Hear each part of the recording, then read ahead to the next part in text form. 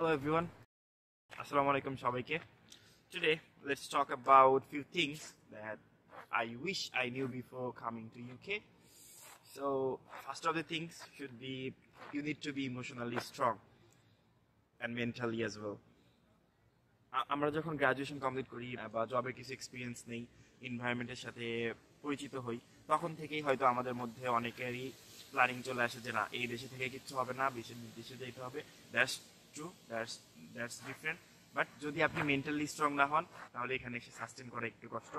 So make sure mentally আপনি যথেষ্ট strong থাকবেন, অ্যাটলিস্ট ফ্যামিলি থেকে দূরে থাকার অভ্যাসটা যেন থাকে. Second, the importance of networking. আপনার যদি ইউকেতে ওরকমভাবে পরিচিত কেউ না থাকে বা রেফারেন্স ওরকমভাবে না থাকে, then it can be challenging for you. So make sure যে আপনার এখানে যারাই থাকবে, মামার, চাচার, দাদার, নানার, যত দূরের সম্পর্কই হোক না কেন, মেক শিওর যে সবার সাথে একটু যোগাযোগ করে আসতেছেন আপনি. হবে কি, আপনি যখন এখানে আসবেন, যখন তাদেরকে নক করবেন, তাদের একটু হলেও মাথায় থাকবে যে না, যদি যদি আমার হাতে একটা হেল্প করার সুযোগ থাকে আমি হেল্প করব. আমার আমার যদি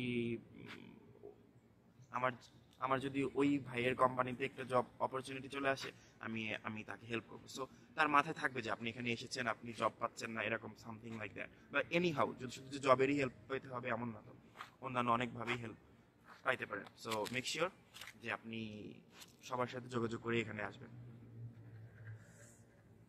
third, create a UK base Gmail. Maybe আমরা বাংলাদেশ থেকে ওভাবে ক্রিয়েট করতে পারবো না, রিজিয়ন চেঞ্জ করে হবে না, বাট চেষ্টা করবেন পসিবল কিনা. অ্যান্ড দেন যদি না পারেন, ইউকে উপস্থিত কোনো ফ্রেন্ডকে দিয়ে বা কাউকে দিয়ে আপনি হচ্ছে অ্যাকাউন্টটা ক্রিয়েট করবেন. অ্যাকাউন্ট ক্রিয়েট করে আপনি ওই জিমেল দিয়ে আপনি হচ্ছে বিভিন্ন জব সার্চ করবেন, ইউকে রিলেটেড সব ইনফরমেশন দেখবেন. আপনার এনভায়রনমেন্ট আসলে ওইভাবে থাকবে তখন. এগুলো ডিপেন্ড করে, আপনি যদি আইটি ব্যাকগ্রাউন্ডেড হন বা বা ইনফরমেশন থাকে, তখন আপনি আসলে বুঝতে পারবেন যে এগুলো কতটা ছোট ছোট জিনিস কীভাবে অনেক ইম্পর্টেন্সই রাখে.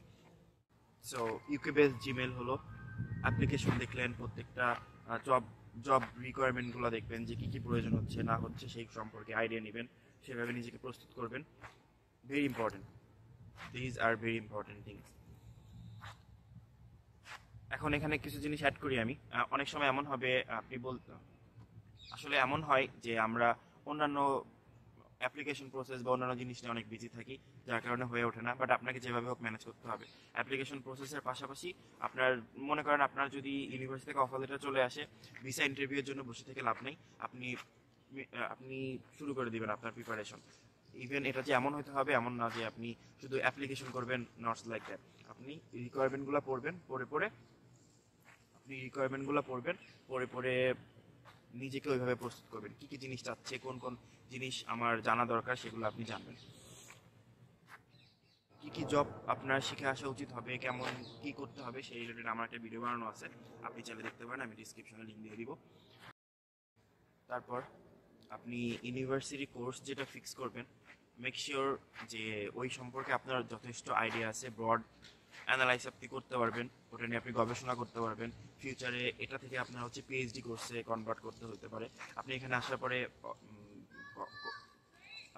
পরে মাস্টার্স করলেন বা পড়াশোনা করার পরে আপনার 2 ইয়ার্স পিএইচডব্লিউ হবে. ওই টাইমের মধ্যে আপনাকে সব কিছু ফিক্স করতে হবে যে নেক্সট প্ল্যান আপনার কী হবে না হবে. অনেকে পিএইচডব্লিউতে যাওয়ার আগেও পিএইচডি কোর্সে ইনরোল হয়ে যায়. এটা খুবই better opportunity. Even full funded স্কলারশিপও এখানে পাওয়া যায়. সো মেক শিওর যে আপনি যে সাবজেক্টটা নিয়ে পড়াশোনা করবেন সেটা একদম ফ্রুটফুল হয়, অথেন্টিক হয়, আপনার সাথে ব্যাপারটা যায়. অ্যান্ড আপনি ওটা নিয়ে অনেক গবেষণা করতে পারবেন বা আপনি ওটা নিয়ে ভবিষ্যতে কাজ করতে পারবেন. সো এইভাবে আসলে টপিকটা চুজ করবেন, সাবজেক্টটা চুজ করবেন. এবং পিএইচডি ডেডলাইন কবে থেকে হতে পারে, কোন টাইমের মধ্যে, আমার মেন কথা আপনার প্ল্যানিংটা যেন ফিক্স থাকে যে এরপরে আমি জবে গেলে আমার এই জব শিখে আসতে হবে, তাহলে আমি এই জবটা শিখে আসবো. এরপর আমি পিএইচডিতে গেলে আমার এই কাজ করতে হবে, এইভাবে আমাকে আগাইতে হবে,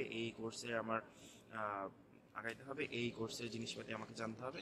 সো ওইভাবে আমাকে এগিয়ে যেতে হবে. So these are the things.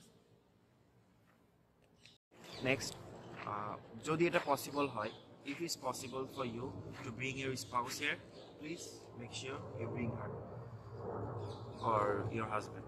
Like এখানে এসে আপনার যদি একজন পার্টনার থাকে, 1000 times better than the single person, than the single one. আপনি ইনকামের ক্ষেত্রে হেল্প পাবেন, মেন্টালি হেল্প পাবেন, সব দিক দিয়ে আপনার উপকারী হবে। হ্যাঁ, অ্যান্ড রিসার্চ বেস মাস্টার্স একটু টাফ ভিসা পাওয়াটা, বাট যদি আপনার পসিবল হয়, যদি আপনি পারেন, তাহলে হচ্ছে রিসার্চ বেস মাস্টার্সে ট্রাই করেন। অ্যান্ড রিসার্চ বেস মাস্টার্সে আপনার পার্টনার নিয়ে এখানে আসেন, that's even better. And then last and not the least, and even the most important tips I should give, that's you have to give IELTS before coming here. আমাদের ক্যামব্রিজের আইএলসটা এভাবে প্রস্তুত করা হয়েছে যাতে আমাদের এখানে চলাচল এবং প্রত্যেকটা জিনিস অনেক সহজ হয়, পড়াশোনা থেকে শুরু করে প্রত্যেকটা জিনিস, ইভেন এটা আপনার কমিউনিকেশন স্কিলেও আপনার হেল্প করবে। সো অনেকেই থাকে যে সহজে আসার জন্য এমওয়াই দিয়ে চলে আসবেন। আপনার ইংলিশের প্রতি আপনার যদি এরকম কনফিডেন্স না থাকে যে আমি আইএলস দিয়ে পারবো না, বা আইএলসে আমার প্যারা লাগতেছে, আমার হচ্ছে না, হবে না, কেমন রিস্ক হয়ে যাচ্ছে, এরকম যদি আপনার কাছে মনে হয়, তার মানে আপনার ল্যাক অফ কনফিডেন্স আছে এবং আপনি ইংলিশে নট গুড এনাফ। সো ওইটার কারণে আপনি এখানে এসে প্রচুর সাফার করবেন। আমার ইংলিশ যেমনই হোক, আমি এখানে আসার পর থেকে আল্লাহর রহমতে সব জায়গায় অপরচুনিটি পাচ্ছি just because of my English. আমি ভালো বলবো বা ওরকম কোনো কিছু আমি বলতে চাচ্ছি না, আমার কমিউনিকেশন স্কিল আলহামদুলিল্লাহ ভালো, মানুষের সাথে আমি মিশতে পারি ভালো, আমি অনেক বেনিফিটেড হচ্ছি just because of my English, that's it. এখানে আসার পরে আপনি দেখবেন যে প্রচুর মানুষ আছে যারা ইংলিশে ভালো করে আপনার সাথে কথা বলতে পারবে না। একটা জিনিস কি সুন্দর সাজিয়ে গুছিয়ে ইংলিশ বলা আর জাস্ট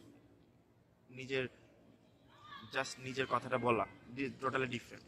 সো আপনি যদি ইংলিশটা দেশ থেকে অনেক ভালোভাবে রিফাইন করে আনতে পারেন, তখন এখানে এসে আপনি অনেক অ্যাডভান্টেজ পাবেন। এখানে এসে আপনার অনেক কিছু শেখার আছে, কিভাবে